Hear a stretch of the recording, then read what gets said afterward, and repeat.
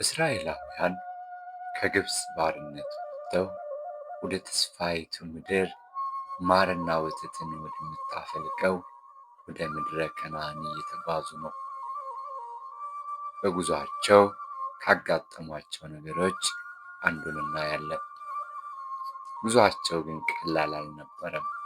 በሞዓብ ምድር ሲሰፍሩ ብዛታቸው የሞዓብን ንጉሥ ባላቅንና ሕዝቡን በፍርሃት አንቀጠቀጠ። ልክ እንደ ግብፃዊው ፈርዖን ሁሉ ባላቅም የእስራኤላውያንን ኃይል ፈራ። ምድራችንን ይወሯታል፣ ሕዝባችንንም ያጠፋሉ ብሎ ሰጋ።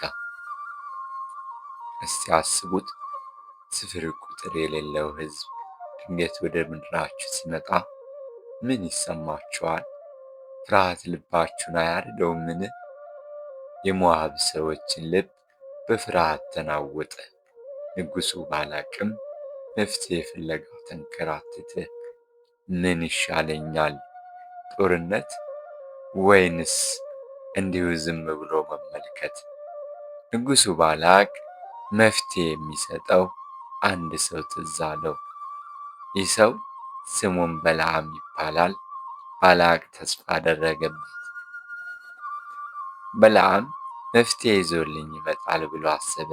እስራኤላውያንን ረግሞ አቅማቸውን ያሳጣልኛል፣ እኔም በጦርነት ድል አደርጋቸዋለሁ የሚል እምነት ተስፋ ነበረው። ታላቅ ጉዞ ወደ በለዓም። ይህ ሰው ማን ነው? በእርግጥ የእስራኤልን ሕዝብ መርገም ይችላልን? እግዚአብሔርስ ምን ይላልን? የሚቀጥለውን ታሪክ አብረን እንመልከት። ይህ ሰዓሊ ለነ ቅድስት ቻናል ነው።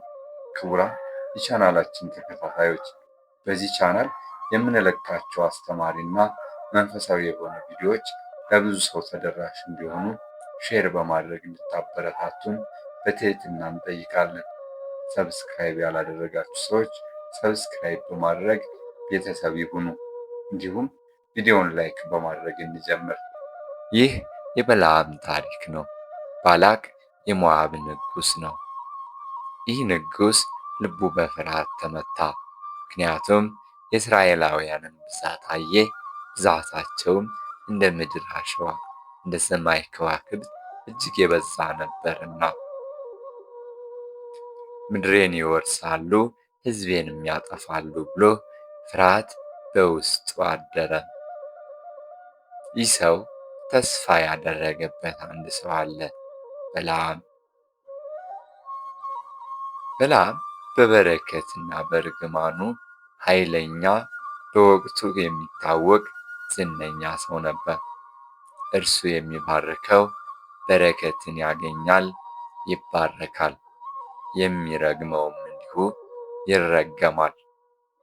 ይህ ዝናው እና ታሪኩ ወደ ንጉሡ ባላቅ ፊት ደርሷል። ባላቅም ይህንን ዝና እንደሰማ ይህ ሰው የእስራኤልን ሕዝብ ረግሞ ኃይላቸውን ያዳክምልኛል፣ እኔም በጦርነት ድል እነሳቸዋለሁ ብሎ ሙሉ በሙሉ ተስፋ አደረገ። ወዲያውኑ የተከበሩ መልእክተኞችን መረጠ። ለመልእክተኞችም ምርጥ ልብስን አለበሳቸው። ውድ ውድ ስጦታዎችንም አስይዞ ወደ በለዓም ላካቸው። መልእክተኞቹም ረጅም መንገድ ተጉዘው አድካሚውን ጉዞ ጨርሰው ወደ በለዓም ፊት ደረሱ። ቀርበውም የተከበርክ በለዓም ሆይ የሞዓብ ንጉሥ ባላቅ ልኮናል አሉት። እስራኤል የሚባል ሕዝብ ከግብፅ ወጥቶ ምድራችንን ሊወር እየመጣ ነው። ብዛታቸው አስፈሪ ነው፣ ኃይላቸውም ታላቅ ነው። ንጉሡም እባክህ መጥተህ ይህንን ሕዝብ እርገምልኝ፣ ምናልባት ድል እነሳቸው ይሆናል ብለዋል ብለው ወታደሮቹ ያንን መልእክት ለበለዓም ነገሩ። እንዲሁ ይህንን ብታደርግ ታላቅ ክብርና ብዙ ሀብት ከንጉሡ ታገኛለህ አሉት። በለዓምም የንጉሡን ልመና ከሰማ በኋላ የስጦታዎቹንም ብዛት ተመለከተ። ነገር ግን በራሱ በቀላሉ የሚወስነው ውሳኔ አልነበረም። እውነተኛውን አምላክ የሰማይና የምድርን ፈጣሪ ቅዱስ እግዚአብሔርን ያውቅ ነበርና ዛሬ እዚህ እደሩ፣ የእግዚአብሔርን ፍቃድ ጠይቄ መልሱን እነግራችኋለሁ አላቸው። እርሱ እንዳላቸው አደረጉ። በለዓም ወደ እግዚአብሔር ጸለየ። አቤቱ እነዚህ ሰዎች ምን እንዳደርግላቸው ትፈልጋለህ? ከእነርሱ ጋር ልሂድ ወይንስ ይህንን ሕዝብ ልርገም ሲል ተማጸነ። የእግዚአብሔር መልስ ለበለዓም እንዲህ ሲል መጣ። ከእነርሱ ጋርም አትሂድ፣ ሕዝቡንም አትርገም፣ እነዚህ ሕዝቦች የተባረኩ ናቸውና የሚል ቃል መጣለት። በማለዳ በለዓምም ተነስቶ ለመልእክተኞቹ የእግዚአብሔርን ቃል ነገራቸው። እግዚአብሔር ከእናንተ ጋር እንዲሄድ ከልክሎኛል፣ ሕዝቡንም እንዳልረግም አዞኛል አላቸው።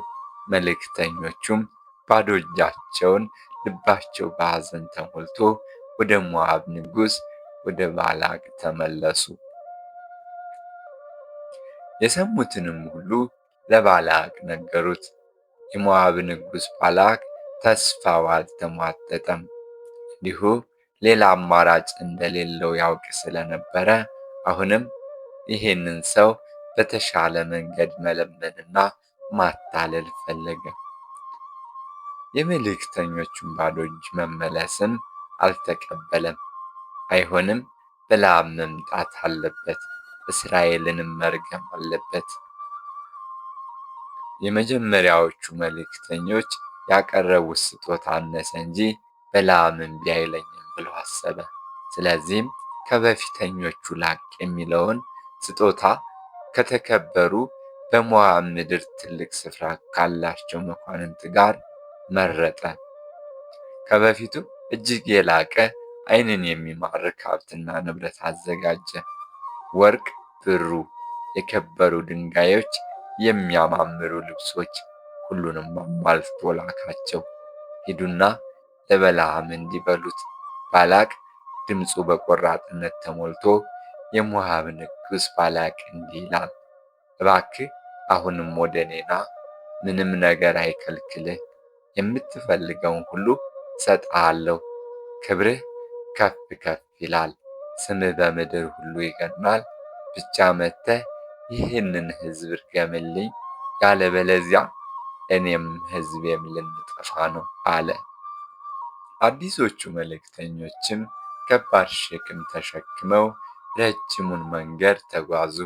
ከበለዓም ፊትም እንደደረሱ ቀርበው ንጉሡ ያላቸውን የልመና ቃል ነገሩት። የሀብቱን ብዛት የክብሩንም ታላቅነት ዘረዘሩለት። በለዓም ልቡ ተናወጠ፣ በሀብቱ ተፈተነ። በእርግጥም የሚያታልል ሀብት ነበር። የክብሩም ታላቅነት ማረከው፣ ዝነኛ መሆንን መረጠ። ነገር ግን አሁንም ቢሆን እግዚአብሔርን ፍቃድ ሳይጠይቅ መወሰን አልፈለገም። ዛሬም እዚህ እደሩ አላቸው። እግዚአብሔር ደግሞ ምን እንደሚለኝ ልስማ አለ። ውስጡ ግን እየተናወጠ ነበር። ሁለት ሐሳብ ሆኖ ነበር። ሀብቱ ወይንስ እግዚአብሔር? ክብር ወይንስ መታዘዝ? የትኛውን ይመርጥ ይሆን? ሌሊቱ እንደገና መጣ። በለዓም እንደገና ወደ እግዚአብሔር ጸለየ። በዚህ ጊዜ የጸሎቱ ቃና የተለየ ነበር። የበለዓም ልቡ ወደ ሀብቱና ወደ ክብሩ አድልቶ ነበር። እግዚአብሔርም የልቡን መሻት እያወቀ የሚገርም መልስ ሰጠው። ሰዎቹ ሊጠሩ ከመጡ ተነስተህ ከእነርሱ ጋር ሂድ፣ ነገር ግን እኔ የምነግርህን ቃል ብቻ ተናገር። ይህ ፍቃድ ግራ የሚያጋባ ነበር። በተወሰነ ገደብ እግዚአብሔር ፈቀደለት። በለዓም የእግዚአብሔርን ቃል ብቻ መናገር አለበት። የራሱን ምኞት፣ የበላቅን ፍላጎትና ልመና፣ የሀብቱን ተስፋ መከተል አይችልም ነበር። በለዓም ተነሳ፣ አህያውን ጭኖ ከነዛ መኳንንቶች ጋር ጉዞውን ጀመረ። በለዓም ከነዛ መኳንንቶች ጋር ጉዞውን እያደረገ ልቡ በፍርሃትና በጥርጣሬ ተሞልቶ ነበር። በእርግጥ እግዚአብሔር ፈቅዶለታልን? ወይንስ ደግሞ እየፈተነው ነው? ከፊቱስ ምን ይገጥመው ይሆን? ርግማን ወይስ በረከት? ሞት ወይስ ሕይወት? የሚናገረው ቃል የእግዚአብሔር ይሆን ወይስ ደግሞ የራሱ? ጥያቄዎቹ እንደ ዱር እሳት በውስጡ ተቀጣጠሉ። መንገዱም ረጅም፣ ፈተናውም ከባድ ሆነበት። በለዓም በአህያው ላይ ተቀምጦ ከሞዓብ መኳንንት ጋር ጉዞውን ቀጠለ። ልቡ በሁለት ሐሳብ ይዋልላል። በአንድ በኩል እግዚአብሔር ሂድ ብሎታል፣ በሌላ በኩል ግን የምነግርህን ቃል ብቻ ተናገር የሚለው የማስጠንቀቂያ ቃል ውስጡን አስደነገጠው፣ ረበሸው። የባላቅ ተስፋ፣ የሀብቱ ብዛት፣ የክብሩን ማማር ዓይኑ ላይ ይመላለሳል። ከዚህ ሁሉ ጋር ደግሞ የእግዚአብሔርን ትእዛዝ መጣስ የሚያስከትለውን የከፋና መራራ ቅጣት ያውቅ ነበር። መንገዱ እየቀጠለ ነው። ፀሐይዋም እየጠለቀች፣ ጥላዎች እየረዘሙ ነው። በለዓም በሐሳብ ጭልጥ ብሎ ሳለ ድንገት አህያይቱ ከመንገዱ ወጣችና ወደ እርሻ ገባች። በለዓም ደነገጠ፣ ተናደደም። ምን ሆነሻል? ለምንስ ከመንገድ ትወጫለሽ? እያለ በያዘው በትር አህያይቱን መታት። አህያይቱ ምንም አልተናገረችም። በዝምታ ወደ መንገዱ ተመለሰች። ትንሽ እንደተጓዙ እንደገና አህያይቱ ከመንገዱ ወጣች። በዚህ ጊዜ ግን መንገዱ ጠባብ ነበር። በግራና በቀኝ የወይን አትክልት አጥር ነበር። አህያይቱ ወደ ግድግዳው ተጠግታ አለፈች። በዚህ መሃል የበለዓምን እግር ከግድግዳው ጋር አላተመችው። በለዓም በሲቃ ጮኸ፣ ቁጣውም ነደደ። እንደገናም አህያይቱን አጥብቆ መታት። ለሦስተኛ ጊዜ አህያይቱ ከመንገድ ወጣች። አሁን ደግሞ መንገዱ ከበፊቶቹ ሁሉ እጅግ በጣም ጠባብ ነበር። ወደ ቀኝም ወደ ግራም መታጠፊያ የለውም። አህያይቱ ማድረግ የምትችለው ነገር ምንም አልነበረም። ስለዚህ በለዓም ፊት ተኛች። በለዓም ቁጣው ጣራ ነካ። በያዘው በትር አህያይቱን ደጋግሞ መታት። ለምን ታሰቃይኛለሽ? ለምን አትሄጂም? እያለ ይጮህ ነበር። በለዓም ግን አንድ ነገር አላስተዋለም። አህያይቱ የምታደርገው ነገር ሁሉ በምክንያት ነው። 3 ጊዜ ከመንገድ የወጣችው፣ 3 ጊዜም የተደበደበችው በምክንያት ነበር። በለዓም ያላየው፣ አህያይቱ ግን በግልጽ ያየችው ነገር ነበር። እርሱም የእግዚአብሔር መልአክ የተመዘዘ ሰይፍ ይዞ በመንገድ ላይ ቆሞ ነበር። መልአኩ የበለዓምን ጉዞ ለማስቆም ከእግዚአብሔር እንደተላከ ምልክት ነበር። አህያይቱ መልአኩን ስላየችው ነው ከመንገዱ የምትወጣው። በለዓምን ከሞት ለማዳን ስትል፣ በለዓምን ግን በቁጣና በስሜት ታውሮ እውነቱን ማየት አልቻለም። በበለዓም አእምሮ የሚመላለሰው ሀብቱ፣ ዝናው ነበር። አህያይቱን ያለ ርኅራኄ ይደበድባት ነበር።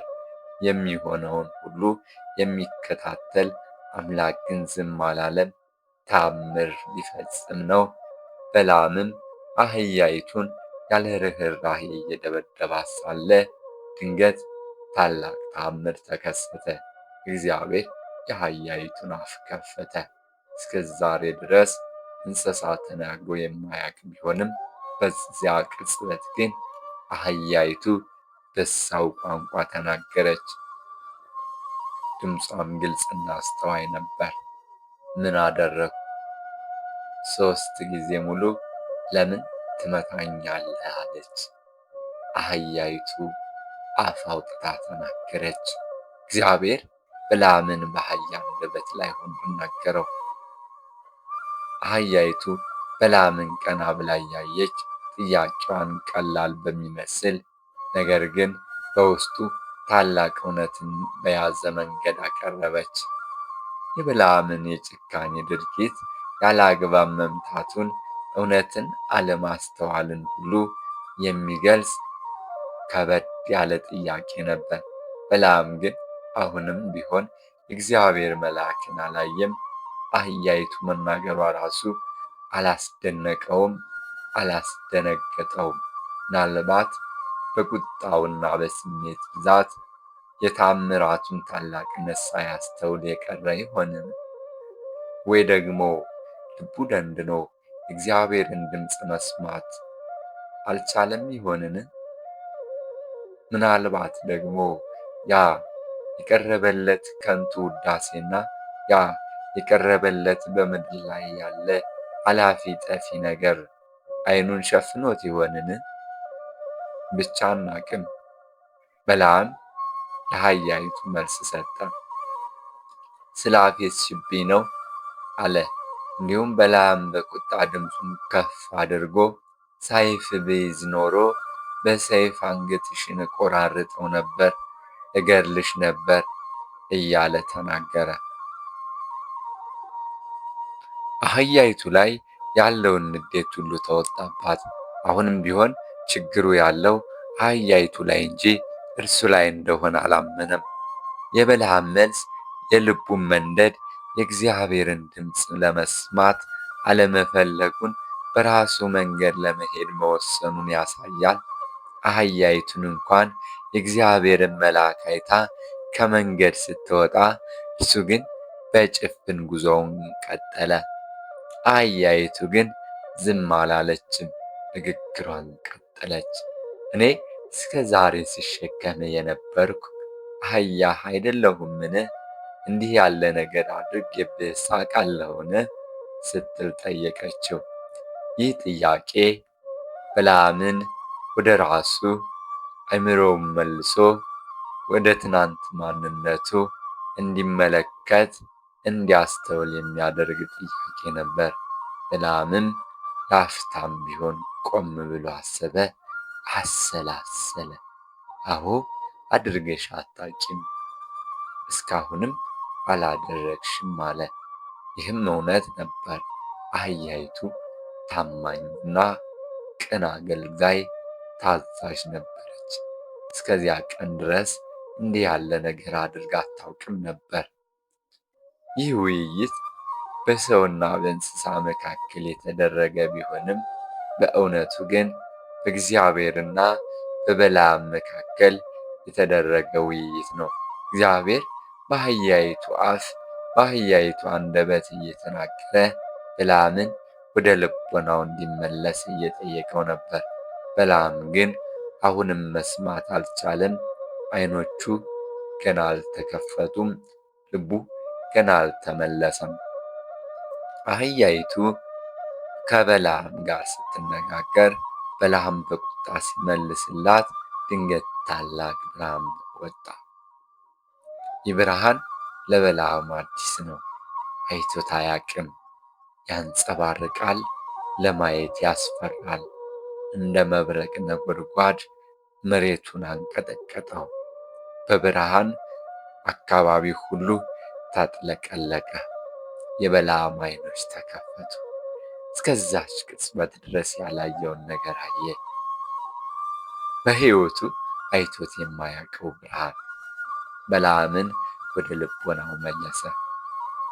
በለዓም ወዳየው ብርሃን በኩል በመንገዱ ላይ የእግዚአብሔር መልአክ የተመዘዘ ሰይፍ ይዞ ቆሞ ነበር። መልአኩ ግርማ ሞገስ ያለው፣ የሚያስፈራ፣ እንዲሁ ለማየት ከግርማው የተነሳ የሚያስደነግጥ ነበር። በመልአኩ ዙሪያም የእግዚአብሔር ክብር ይንጸባረቅ ነበር። በለዓም በፍርሃት ተንቀጠቀጠ። ከአህያዋ ላይም ወረደና በግንባሩ መሬት ላይ ተደፋ። የእግዚአብሔርን መገኘት፣ የእግዚአብሔርን መገለጽ ተረዳ።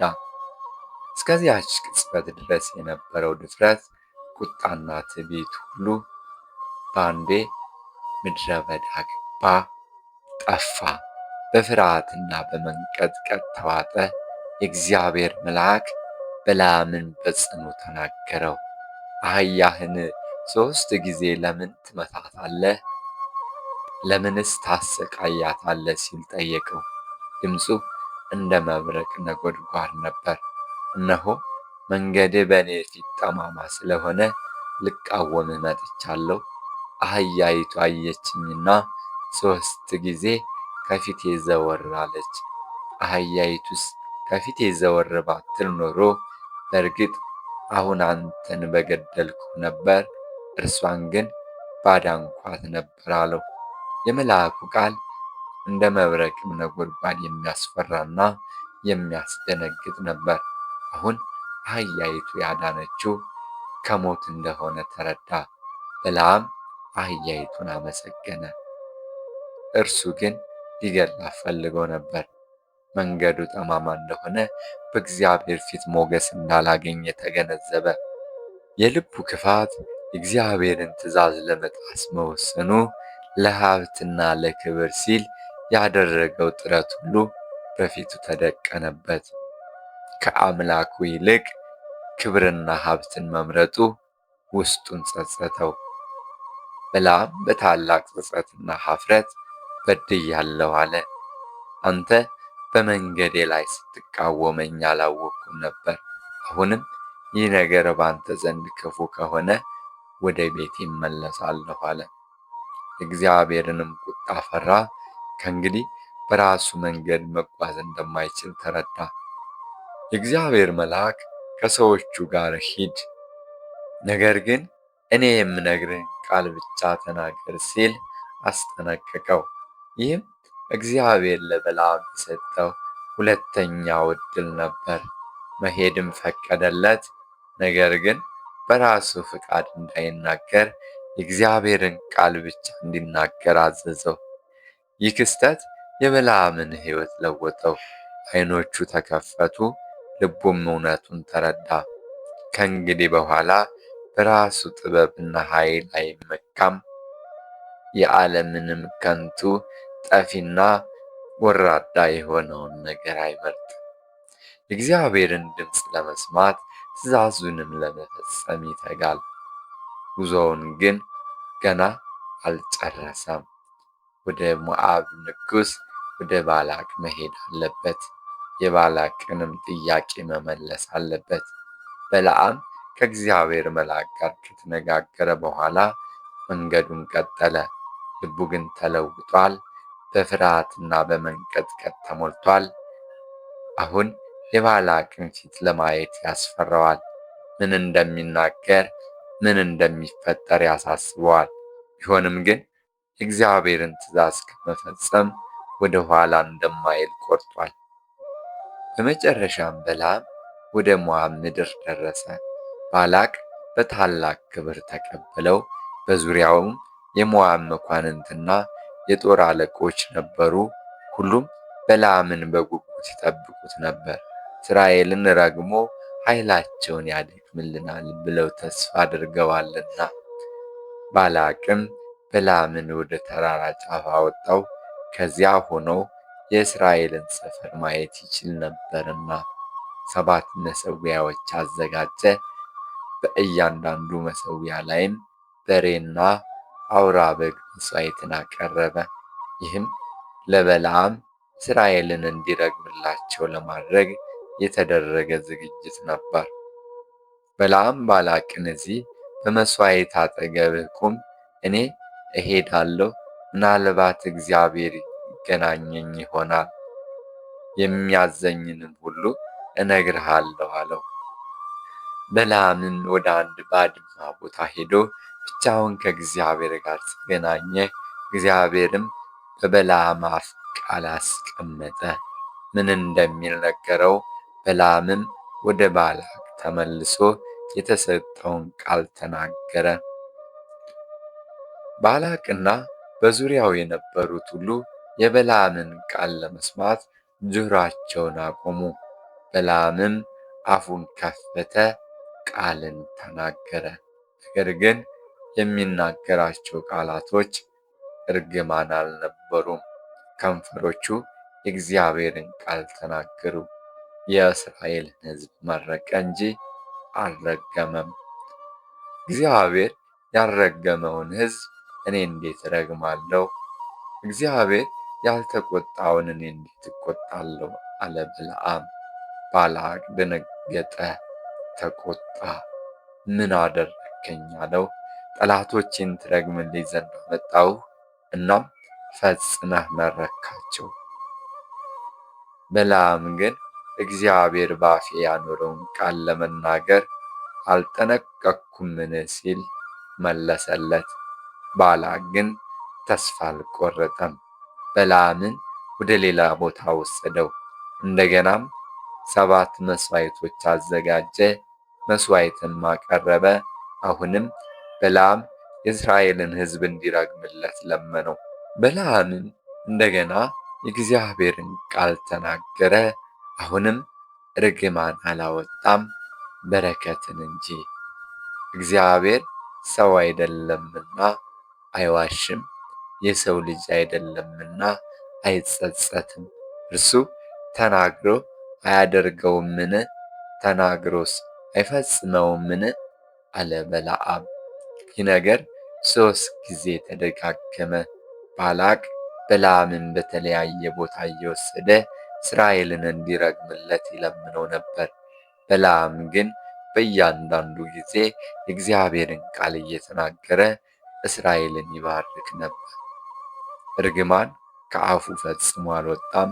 በመጨረሻም ባላቅ እጅግ ተናደደ። በለዓምን ጠላቶቼን ትረግምልኝ ዘንድ ጠራሁህ፣ እነሆ 3 ጊዜ ማረክሃቸው። አሁን ወደ ስፍራህ ሽሽ፣ ወደ መጣህበት ሂድ አለው። በለዓም ግን የእግዚአብሔርን ፈቃድ ፈጽሟልና የባላቅን ፍላጎት ሳይሆን የእግዚአብሔርን ቃል ተናግሯል። ይህም ታላቅ ድል ነበር። የበለዓምና የአህያይቱ ታሪክ አስደናቂ አስተማሪ ታሪክ ነው። ከዚህ ታሪክ ብዙ ቁም ነገሮችን እንማራለን።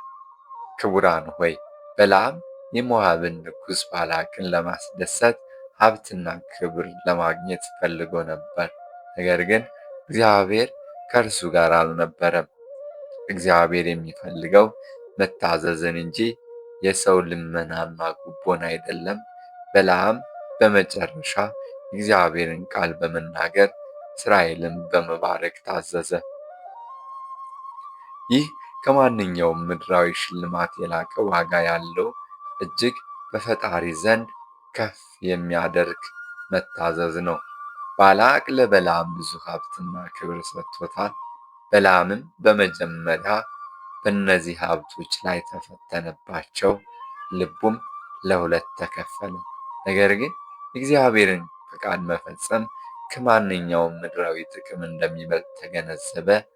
ደስታና እርካታ የሚገኘው የእግዚአብሔርን ፈቃድ የእግዚአብሔርን ቃል በመፈጸም እንጂ ምድራዊ ነገሮችን በማሳደድ እንዳልሆነ አወቀ። ባላቅ በለዓምን ተጠቅሞ የእስራኤልን ሕዝብ ለማስረገም ኃይላቸውንም ለማድከም ሞክሯል። ነገር ግን እግዚአብሔር የባላቅን ዕቅድ አፈረሰ። በለዓምም ምንም እንኳ መጀመሪያ ላይ የባላቅን ፈቃድ ለማድረግ ቢስማማ፣ በመጨረሻ ግን የእግዚአብሔርን ቃል ብቻ ተናግሮ እስራኤልን ባረከ። ይህም የእግዚአብሔር ፈቃድ የማይለወጥ የማይሸረሸር መሆኑን ያሳየናል።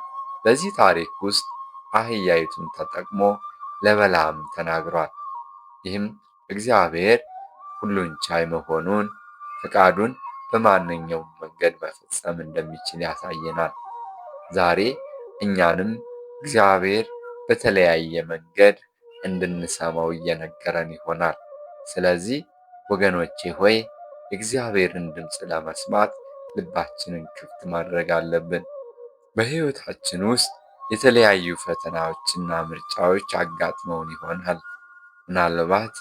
ምናልባት ደግሞ በእኛና በእግዚአብሔር መካከል ያለውን ግንኙነት ለማቋረጥ የመጡ ብዙ ፈተናዎች ይኖራሉ። ነገር ግን ሁልጊዜም ቢሆን እግዚአብሔርን ከማስቀደም የእግዚአብሔርን ፍቃድ ከመፈጸም ወደ ኋላ ማለት የለብንም። ይህ ታሪክ የሚያሳየን ይህ ታሪክ የሚያስተምረን ይህንን ስለሆነ እግዚአብሔር በለዓም በብርና በሀብት ተታሎ ከእግዚአብሔር ፈቃድ ሊወጣ በፈለገ ጊዜ በአህያው አንደበት ላይ አድሮ በለዓምን መለሰ። እግዚአብሔር እኔና እናንተም ከእቅፉና ከፈቃዱ ለመውጣት ባፈነገጥን ጊዜ ልቦናችንን ይመልስ። ወስብሐት ለእግዚአብሔር ወለወላዲቱ ድንግል ወለመስቀሉ ክቡር። ይቆየን።